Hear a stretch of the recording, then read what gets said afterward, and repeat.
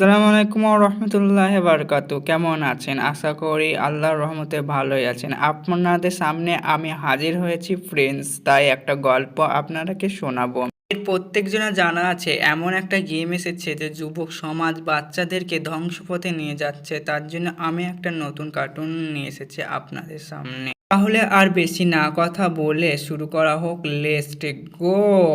আমি একটা গেম তৈরি করেছি। ওই গেম যে খেলবে সে একবার যদি খেলে সে আর কোনোদিন ওই গেম থেকে বেরোতে পারবে না। তাহলে আর দেরি করো না, এ থেকে তাড়াতাড়ি চলে যাও, না হলে কিন্তু কেউ দেখে নিলে বিপদ হয়ে যাবে। আর সবার মাঝে ছড়ে দাও এই গেম। আর এই গেম একবার যে খেলবে সে আর এই গেম থেকে বের আসতে পারবে না। আর আমরা সাকসেসফুল হয়ে যাবো, তাই না? তাড়াতাড়ি এর থেকে চলে যাও।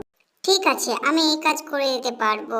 আর এই কাজ আমার 1 মিনিটও লাগবে না করতে, বুঝেছেন? সবার মাঝে আমি ছড়িয়ে দেবো, আর কেউ বুঝতেও পারবে না এই গেমের নেশা কিভাবে হচ্ছে, কিভাবে ছেলেপিলেরা ধ্বংসর পথে চলে যাচ্ছে। হ্যাঁ, তুমি তাড়াতাড়ি যাও, না হলে কিন্তু এইদিকে সমস্যা হয়ে যাবে, বুঝেছো? আর লুকিয়ে এসেছে যেরকম লুকিয়ে চলে যাবে, বুঝেছো? আর কেউ যেন এই ব্যাপারে না জানতে পারে, বুঝেছো তো? না।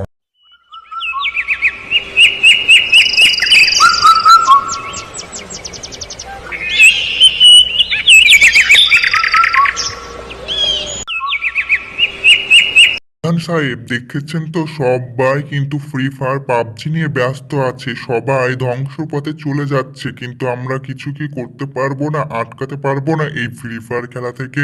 তাহলে কি আমরা কিছুই করতে পারবো না? এরকম করে আমরা বসে থাকবো, বলুন? তো গো, আমি তার সত্ত্বেও বললাম যে তোরা ফ্রি ফায়ার খেলিস না, তার সত্ত্বেও ওরা মানা শুনছে না। তাহলে আমি কি করব বলো? আমার মানা যদি নাই শোনে তাদেরকে আমি কি করব বলো? আমি তো আর ওকে মারতে পারি না, ধরতে পারি না, তাই না? তাদের যে গার্জেন যদি কিছু না বলে তাহলে আমি কেন বলতে যাবো বলো? মন ওই কথা শুনে ওই যদি থেকে চলে গেল। জীবনটা বিলাতে চাও, যদি রক্ত মা, আমি একটা ফ্রি ফায়ার আইডি কিনবো। তুমি যদি পয়সা না দাও তাহলে খুব খারাপ হয়ে যাবে, বলে দিলাম। আমি কিন্তু চুরি করে নিয়ে নেব তোমার পয়সা, বলে দিলাম। যত পয়সা আছে সব চুরি করে নেব যদি না দাও। কি বলছিস? কি তুই পয়সা চুরি করে নিবি? 1 টাকাও তোকে আমি দেবো না। তোর বাপ আসুক, তারপর তোর বিচার হবে। এই ফ্রি ফায়ার খেলতে খেলতে তোর জীবনটা যে চলে যাচ্ছে, জীবনটা অন্ধকারের দিকে ঠেলে দিচ্ছিস। তুই কি জানিস না? জানিস না বল। বেশ, তোমাকে দিতে হবে না। তাহলে আমি যেটা থেকে পাবো না সেটা থেকে চুরি করে নেবো, বলে দিলাম। তুমি তখন আমাকে বলতে পারবে না যে চুরি করেছিস। আমি এই বলে গেলাম। রোহান ওর মাকে যদি ওই বলে ওই থেকে জীবনটা চলে গেল। বিলাতে চাও, যদি রক্ত ঝরাতে চাও। এই, তোরা যদি আইডি নিতে চাস তাহলে আমাকে কালকের মধ্যে কিন্তু পয়সা লাগবে, বলে দিলাম। 10,000 টাকা, না হলে কিন্তু আমি তোদেরকে দেবো না। এক নিয়া যদি কম দিস না তাহলে আমি আইডি অন্যজনকে বিক্রি করে দেবো। তোদের দুজনের মধ্যে কেউ যদি নিতে চাস তাহলে বলিস। বললাম তো নেব, তুই কেন টেনশন করছিস বলতো? আর কাউকে দিতে হবে না, আমি নেব তোর আইডিটা, বুঝেছিস? আগামীকাল আমি 10,000 টাকা তোকে দিয়ে দেবো, আর আইডিটা আমাকে দিয়ে দিবি ফ্রি ফায়ার। এটা তুমি কি বলছো? ওকে দিয়ে দেবে তার মানে? তাহলে আমি কার কাছ থেকে আইডি জোগাড় করব? তুমি আমাকে জোগাড় করে দাও একটা আইডি, তাহলেই হবে। আর ওকে আইডিটা বেচে দিও, আমি আর নেবো না আইডি তোমার। আরে বাবা, তোরা টেনশন করিস না। আমি অন্যজনের কাছে একটা আইডি কিনবো, যে তোকে বেচে দেবো, তাহলে তো হবে। তুই টেনশন করছিস কেন? আমি আছি তো আইডি দেবার জন্য। তুই টেনশন করিস না, বাড়ি যা। আর আগামী কালকে সব পয়সা নিয়ে চলে আসবি, বলে দিলাম। কিন্তু আমি আর বলতে পারবো না। ওইসব কথা হয়েছে বলে ওরা সোনালি, তিনজনে চলে গেল নিজের বাঁচে নিজের বাড়ি। হয় গাজী।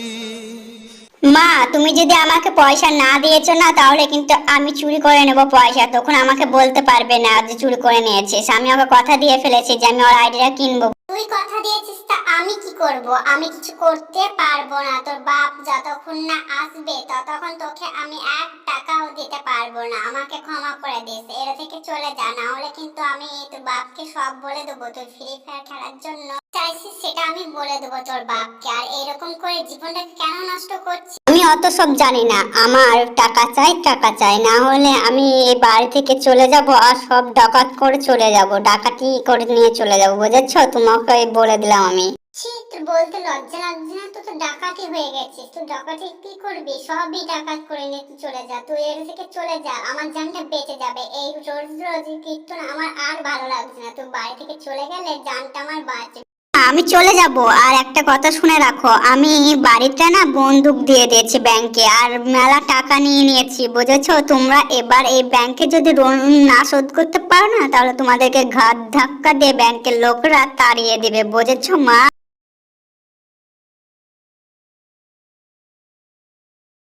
দেখো, তোমার মায়ের যতক্ষণ লাশটা আছে ততক্ষণ তুমি থাকতে পারবে, তারপর তুমি বাড়ি থেকে বেড়ে যাবে। আমাদের এটাই নিয়ম। লোন নিয়েছো, লোন শোধ করতে পারোনি, ব্যাংকের লোকে এসে বার সিল মেরে দিয়ে চলে যাবে। যতদিন না লোন শোধ করতে পারছো, ততদিন বাড়ির লোন না শোধ করতে পারবে, ততদিন তুমি বাড়ির কথা ভুলে যাও, বুঝেছো? আমাকে একটা সুযোগ দেন, একটা সুযোগ দিলে আমি সমস্ত লোন শোধ করে দেবো। একটা সুযোগ দেন, না হলে কিন্তু আমি পথে বসে যাব। আমাকে বোঝার চেষ্টা করুন প্লিজ, আমার এটুকুই অনুরোধ আপনাদের কাছে। দেখো, এটা ব্যাংকের নিয়ম, আমাকে মানতেই হবে, আমার কিছু করার নাই। তোমাকে একটা কথা বলি, তুমি যদি আজ ফ্রি ফায়ার না খেলতে না, তাহলে এরকম কোনোদিন তোমার অবস্থা হতো না। তুমি রাজার মতো হাল কাটাতে, তুমি রাজার মতো চলাফেরা করতে পারতে, কিন্তু তোমার পরিস্থিতি এমনই খারাপ হয়েছে। ব্যাংকের লোক হয় বলে ওর থেকে চলে গেল। যদি রক্ত ঝরাতে চাও,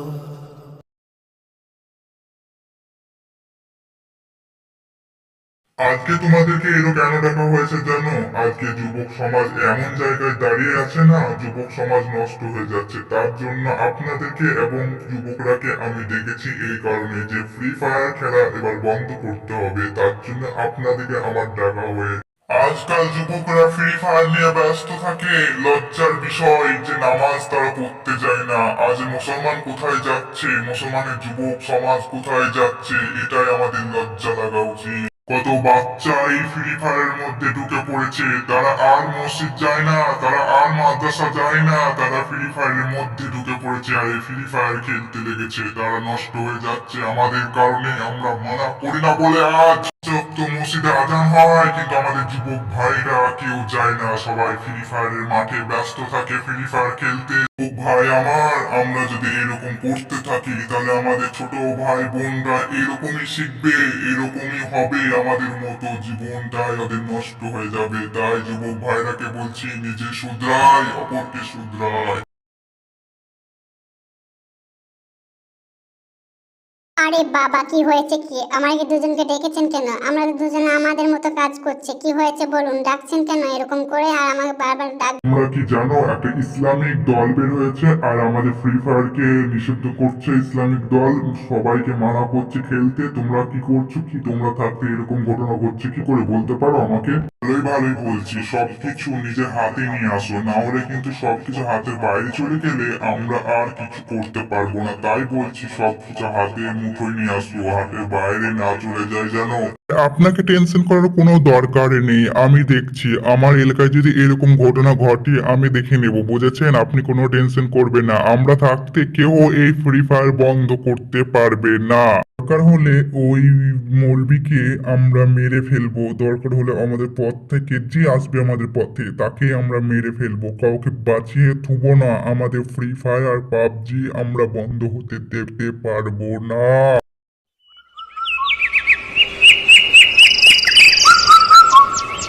দেখো, এতদিন হয়ে গেল কেউ আমার ডাকে সাড়াও দিল না, আর এই ফ্রি ফায়ার থেকে কেউ বেরিয়ে আসতেও পারলো না। আমার এটাই আফসোস জানো, আমার চোখের সামনে আমার যুবক ভাইরা সবাই ধ্বংসের পথে চলে যাচ্ছে। কি কোনোদিন দেখে দিতে পারবো না আমার যুবক ভাইরা সঠিক পথে এসেছে, 5 ওয়াক্ত নামাজ পড়ছে? এটা কি আমার দেখার হবে না?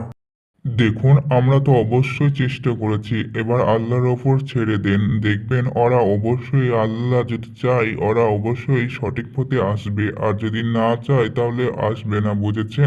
দেখুন, পেছন পেছন কে যেন আসছে।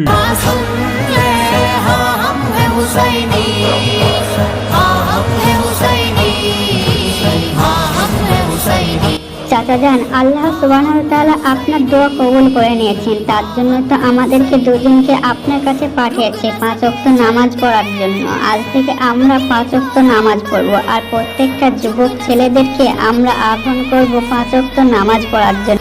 আর সবাইকে বলবো ফ্রি ফায়ার থেকে বেরিয়ে আসতে, পাবজি থেকে বেরিয়ে আসতে, আর সবাইকে 5 ওয়াক্ত নামাজ পড়ানোর জন্য বলবো। ঠিক আছে চাচা যান?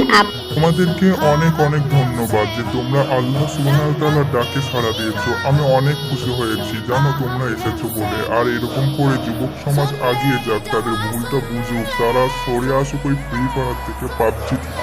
আজ তোমরা দুজন এসেছো, দেখবে তোমাদের দেখা দেখি আরো যুবক আগিয়ে আসবে। আর বেশি না কথা বলে চলো, সময় হয়ে যাচ্ছে নামাজ পড়ার। চলো আমরা সবাই মিলে নামাজ পড়ে আসি। मुश्किल हो भी तो मरना है आसान है दिल में शौक शहादत लेकर इस्लाम की सुन्नत। আসসালামু আলাইকুম ওয়া রাহমাতুল্লাহি ওয়া বারাকাতুহু। কেমন আছো? আশা করি আল্লাহর রহমতে ভালোই আছো। তোমরা কেমন লাগলো? যদি ভালো লাগে একটা সাবস্ক্রাইব, একটা লাইক, একটা কমেন্ট তাড়াতাড়ি করে ফেলবে। আমার তরফ থেকে দুটো কোশ্চেন থাকলো, আর এই কোশ্চেনের যে উত্তর দিতে পারবে সেই জানবো বুদ্ধিমান। কোন নবীর পিতা মাতা ছিলেন না? 2 নম্বর প্রশ্ন, পৃথিবীতে কত নবী এসেছিলেন?